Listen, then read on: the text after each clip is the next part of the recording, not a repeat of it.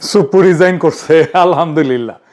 কিন্তু একটা কথা কই, আজকে এই যে সুপ্পু পদত্যাগ করলো, সে তো হাসিনা পলানোর পর 2 বছর ধরে ওই চেয়ারে বসেছিল। একদিন না, 2 দিন না, দুইটা বছর। জুলাইয়ের পর গোটা দেশ চাইছে সে যাক, যায় নাই। কেন যায় নাই? কারণ তারে কেউ ধরে রাখছিল। একটা হাত ওই চেয়ারের নিচে ছিল, ওর মাথার উপরে ছিল ছাতা হইয়া। আজকে সুপ্পু নাই, কিন্তু হাতটা এবং ছাতাটা আছে ওই জায়গাতেই বসা। আজকের এপিসোড সুপ্পুকে নিয়ে না, সুপ্পুর পদত্যাগ পত্রে যার লেখা নাই, আজকের এপিসোড সেটা নিয়ে। আসেন আল্লাহর নামে শুরু করি।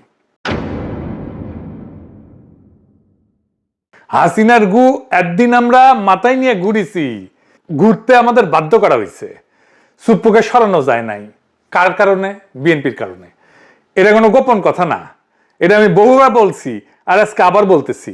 এখন বিবিসি কইতেছে বিএনপিতে স্বস্তি ফিরছে। বাহ! তো অস্বস্তিটা বিএনপি নিজে ইচ্ছা করে তো রেখে দিছিল। নিজের পায়ে নিজে কুড়াল মাইরা 2 বছর ধরে কুড়াল সরায় কইতেছে আহ কি শান্তি। সুপ্পু থাকাতে কি মহা উপকারটা হয়েছে বিএনপির? বিএনপি কইতে পারবে? পারবে না, আমি শিওর। আমার বগুড়া একটা প্রবাদ আছে, সেই নিকাই বসলো কালিয়ানা জ্ঞান জ্ঞান করলো। বিএনপি সেই চুপ্পুরাই সরাইলো কালিয়ানা জ্ঞান জ্ঞান করে আর কি। আমরা কি চাইছিলাম? আমরা তো খালেদা জিয়াকে প্রেসিডেন্ট বানাতে চাইছিলাম। আমি একটা এপিসোডও করছিলাম, উনি বঙ্গভবনে থাকলে ওইভাবে ইনফেকশনটা হয়তো হইতো না। আমরা প্রেসিডেন্ট হইলে উনারা ভালো টেক কেয়ার করতে পারতাম। আমি তারেক রহমানকে সরাসরি জিজ্ঞাসিলাম কেন চুপ্পুরে রাখতে চান। উনি কইছিলেন উনার মনে হয় চুপ্পুকে সরাইলে উনার দেশে ফেরাটা বাধাগ্রস্ত। আমারও কইছিল আপনিও তো দেশে ফিরতে চান, আপনার দেশে ফেরাটাও বাধাগ্রস্ত, আমার তো এখনো বাধাগ্রস্ত আছে।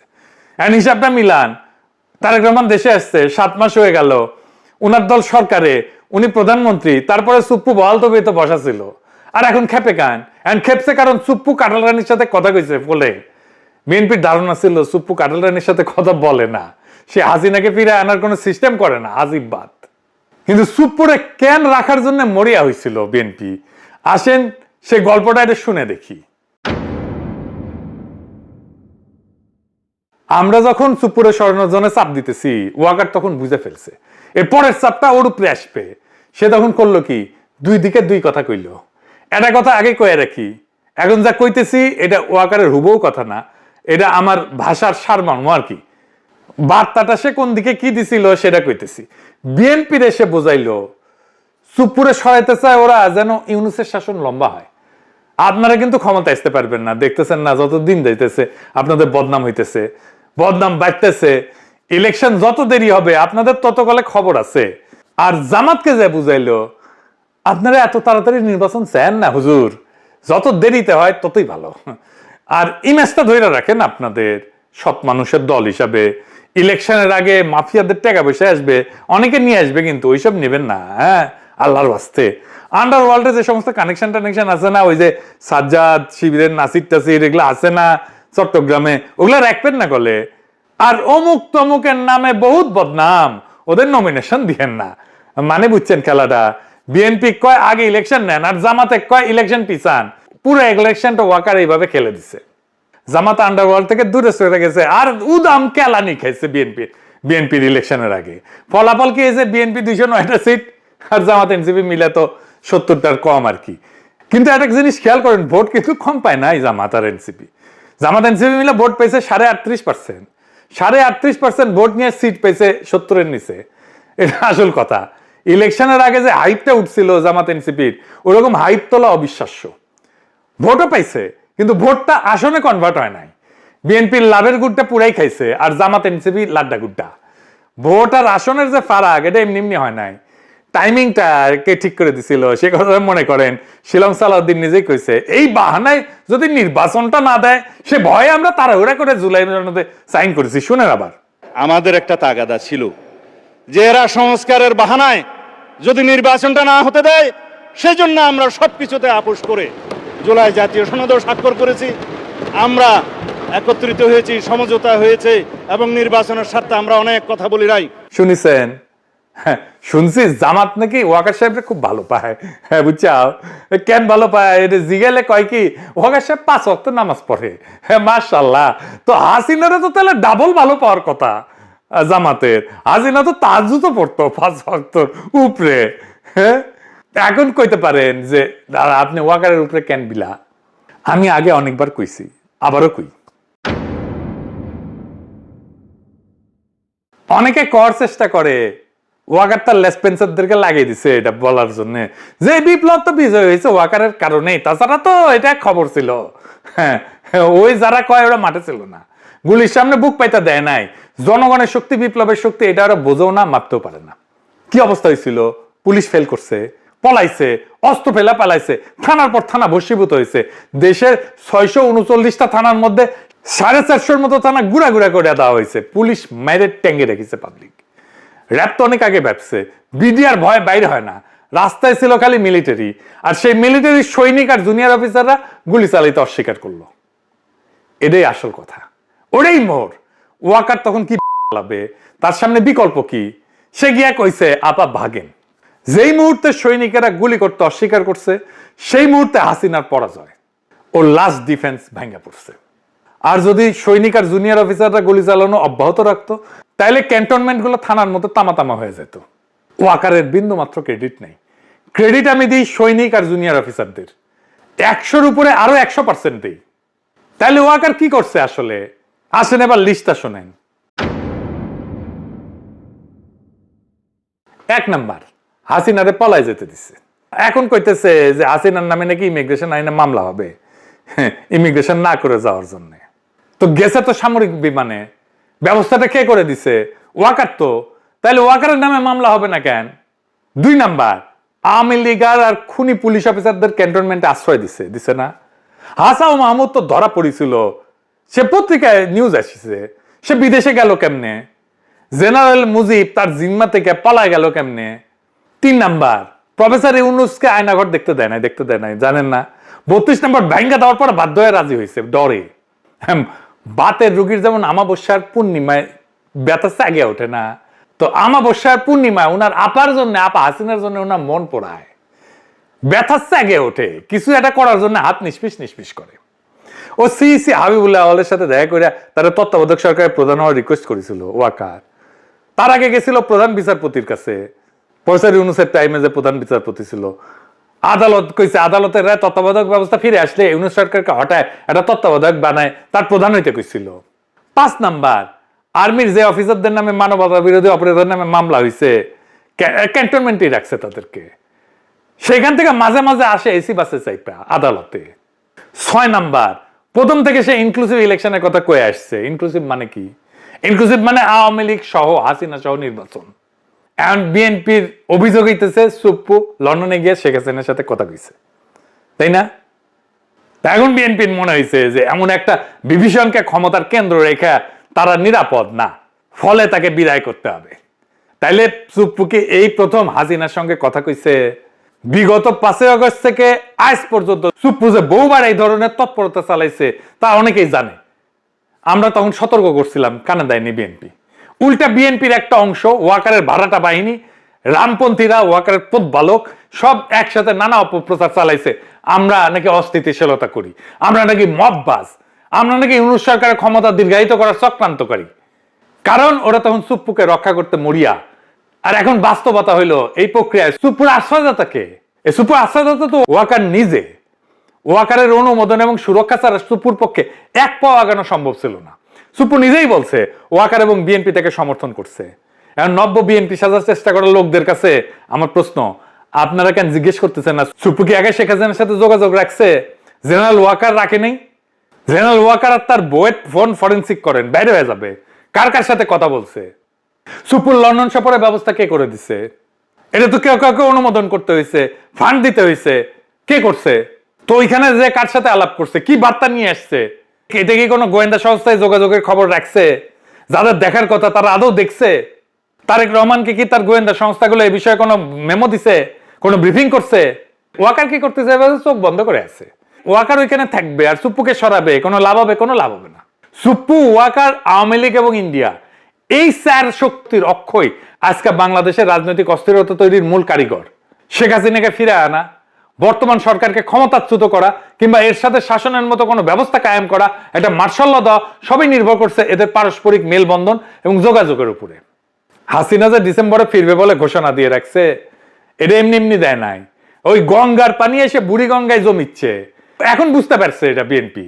বিএনপি যখন এই এই বন্যায় ভেসে যাবে, গঙ্গার পানির বন্যায় বুড়িগঙ্গায় আসছে, ওই পানিতে নৌকা চালাবে আওয়ামী লীগ।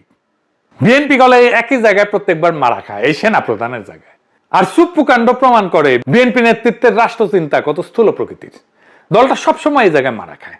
ইতিহাসটা দেখেন, এরশাদ বিএনপি তারে সেনাপ্রধান বানাইছিল, তাই না? জিয়া হত্যাকাণ্ডের সাথে যুক্ত ছিল, তারপর কু করে বিএনপি সরকারকে ফেলাই দিল। জেনারেল নাসিমকে বিএনপি সেনাপ্রধান বানাইছিল না? নাসিম কু করতে গেছিল, মানে মঈন সবাই ডিঙায় তারে নিয়ম ভেঙে সেনাপ্রধান বানাইছিল না? মঈন তো তারেক রহমানের মাজা ভেঙে দিল 3বার একই জায়গায় একই ভুল। আর এখন ওয়াকার আবার আর এক ভুল। সুপ্রুত লন্ডনে যায় কেন? তলে তলে কি করছে কে জানে? কথা বলার জন্য ফোন লাগে নাকি? হাতে লেখা চিঠি দিয়েও তো ষড়যন্ত্র করা যায়। এই যে ইন্ডিয়ার রাষ্ট্রদূত এসে যে রিসিভ করলো তারে, সে যে সুপ্পুর হাতে কিছু গুজে দেয় নাই, এটা কে জানে? এত কইরা কইলাম না, সুপ্পুর তাইলে লাগবেই। সুপ্পু ছাড়া ওদের চলেই না। সুপ্পু ভালো ছেলে, সে কাঁঠাল রানীর সাথে কথা বলে না। হ্যাঁ, দুষ্টু লোকেরা এই সমস্ত বাজে কথা বলে। হ্যাঁ, দুষ্টু লোকেরা এই সমস্ত বাজে কথা বলে, কান দিয়েন না। এবারে সুপ্পুর অসুখটা কি এটা একটু বুঝে দেখি, এটা আবার ইন্টারেস্টিং একটা ব্যাপার। এটা মানুষের কাজে লাগবে। মানে সুপ্পু পদত্যাগ পত্রে লিখছে তার অসুখ হচ্ছে অটোনমিক নিউরোপ্যাথি, ইংরেজিতে লিখেছে। এটা বিশাল বড় অসুখ, মাঝে মাঝে জ্ঞান হারায় ফেলে নাকি। ওই চিকিৎসা করতে যাবে, ওই বিদেশে যাবে। শোনান রিতেশ সাহেব কি কইছে। পরবর্তী পরিকল্পনা চিকিৎসা, উন্নত চিকিৎসা করা দেশে এবং বিদেশে। প্রথমে এইটা। আর স্যার এটি কি শারীরিক কারণেই পদত্যাগ করলেন স্যার, না পলিটিক্যাল কোনো? অবশ্যই অবশ্যই অবশ্যই শারীরিক কারণেই। শুনেছেন? তবে এই অসুখটা বাংলাদেশের লাখ লাখ মানুষের আছে, তার বেশিরভাগ মানুষই জানে না। যাদের ডায়াবেটিস আছে তারা একটু মন দিয়ে শোনেন, কামে দিবে। ধরেন আমাদের শরীরটা একটা গাড়ি, আর আমাদের স্নায়ুতন্ত্র, নার্ভ, এটা হইতেছে সেই গাড়ির তারের জাল আর নিয়ন্ত্রণ ব্যবস্থা। এই মস্তিষ্ক আর স্পাইনাল কর্ড এদিক দিয়ে শিরদাঁড়ার মধ্যে দিয়ে যেটা গেছে না, সেটা হইতেছে মূল কম্পিউটার। আর সারা শরীরের ছড়ানো স্নায়ুগুলো হইলো এটা লাইন। গাড়িতে 2 রকম ব্যবস্থা থাকে। এক, যেগুলো চালকের হাতে, স্টিয়ারিং ঘোরাইলে গাড়ি ঘোরে, ব্রেক চাপলে থামে, এক্সেলারেটর দিলে ছোটে। শরীরেও তেমন, হাত তুলতে চাইলে হাত ওঠে, কেটে গেলে ব্যথা টের পায়। আর 2 নম্বর আছে যেগুলো চালক শুয়েও দেখে না। যেমন ধরেন ইঞ্জিন গরম হইলে ফ্যান নিজে থেকে চালু হয়ে যায়, ব্যাটারি নিজে থেকে চার্জ হয়, তেল ঠিক মাপে ইঞ্জিনে পৌঁছায়। চালকের কিন্তু এটার কিছুই জানে না, ড্রাইভার এটা কিছুই জানে না, জানার দরকারও নাই। শরীরেও তাই। ঘুমের মধ্যেও হার্ট চলে, তো হার্ট তো বন্ধ হয়ে যায় না, শ্বাস চলে, খাবার হজম হয়, রক্তচাপ ঠিক জায়গায় থাকে। এই যে স্বয়ংক্রিয় ব্যবস্থা, এটার নাম অটোনমিক নার্ভাস সিস্টেম। আর অটোনমিক নিউরোপ্যাথি মানে এই স্বয়ংক্রিয় ব্যবস্থাটা নষ্ট হয়ে গেছে। চালক ঠিকই আছে, স্টিয়ারিং ব্রেক ঠিক করছে, কিন্তু ভেতরে যে অটোমেটিক অংশটা আর সাড়া দিতেছে না। এটা উদাহরণ দিই। ধরেন আপনি যখন শুয়ে থাকেন বা বসেন বা হঠাৎ দাঁড়ায় যান, 3 অবস্থাতে আপনার রক্তচাপ মোটামুটি একই থাকে, তাই না? সুস্থ অবস্থায়। কিভাবে?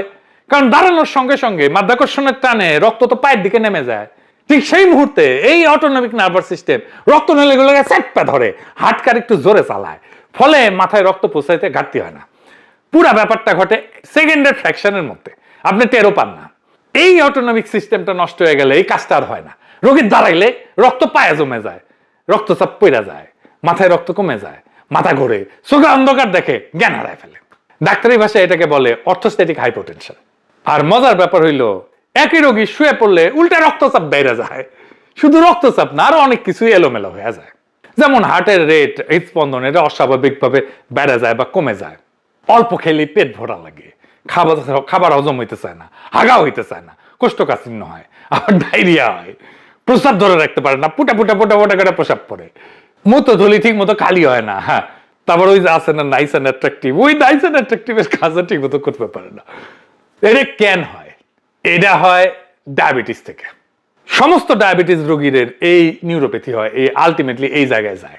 দীর্ঘদিন ডায়াবেটিস থাকলে রক্তনালী আর স্নায়ুর যে তারগুলা, এটা ধীরে ধীরে নষ্ট করে ফেলে। 1-2 দিনের না, বছরের পর বছর ধরে।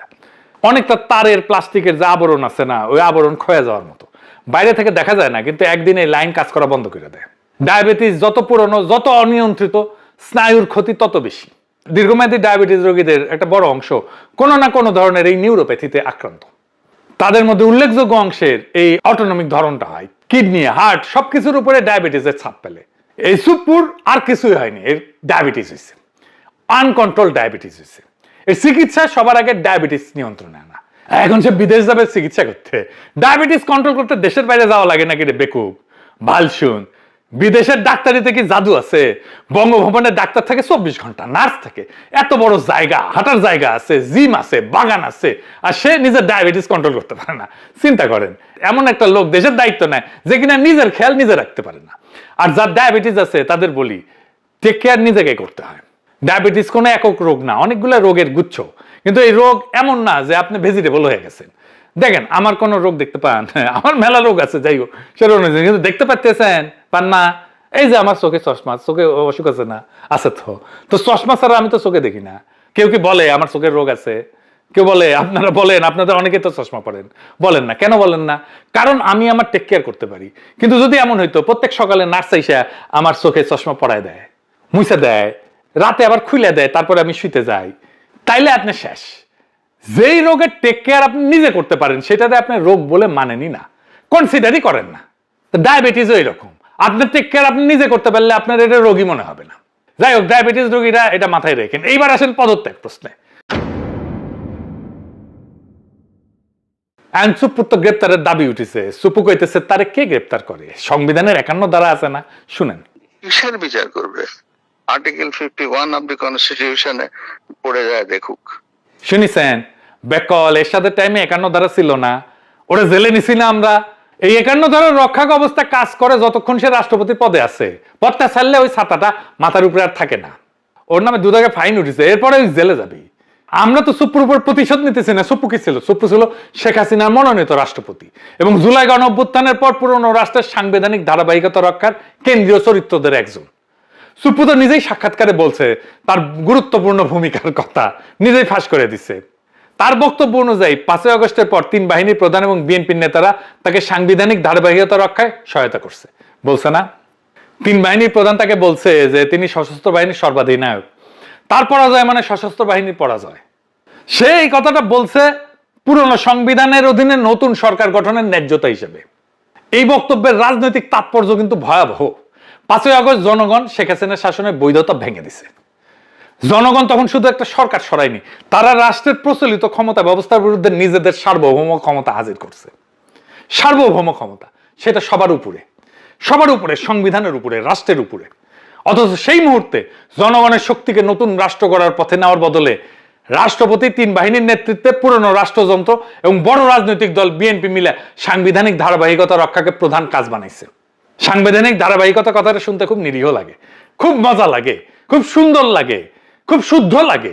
বাস্তবে এটার অর্থ ছিল শেখ হাসিনা চলে গেলেও যেন শেখ হাসিনাকে, যে ব্যবস্থা শেখ হাসিনাকে বানাইছে সেই রাষ্ট্র ব্যবস্থা যেন অক্ষত থাকে। জনগণ শাসক সরাইতে পারবে কিন্তু রাষ্ট্রের ভিত্তি বদলাইতে পারবে না। গণঅভ্যুত্থান সরকার বদলাবে কিন্তু ক্ষমতার উৎস হবে না।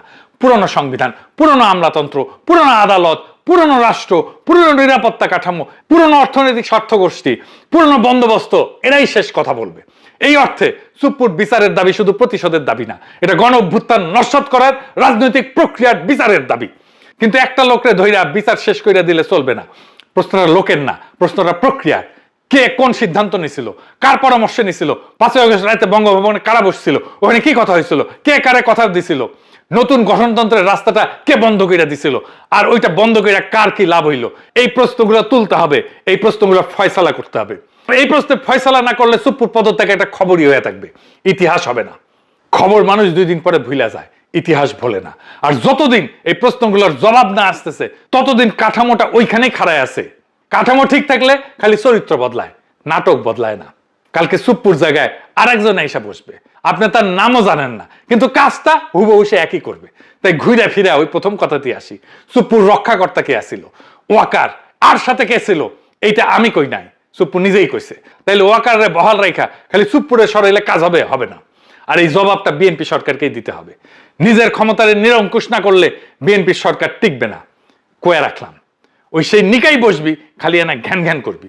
তবে কিছুদিনের মধ্যে সুপ্পু অ্যারেস্ট হচ্ছে, জেলে যাচ্ছে, এটাও কম না। আপাতত আমাদের কাজ একটাই, মুড়ির টিন নিয়ে বসা, খেলা দেখার জন্য। পকেটে পয়সা থাকলে পপকর্ন নিয়ে বসতাম। আসেন আমরা দেখি খেলাটা চলতেছে কোন লেভেলে এবং খেলাটার ফলাফল কি হয়। এই ফলাফলটাকে জনগণের পক্ষে নিয়ে আসাই আমাদের কাজ, যেন আমরা জনগণকে আজাদ করতে পারি। ইনকিলাব জিন্দাবাদ।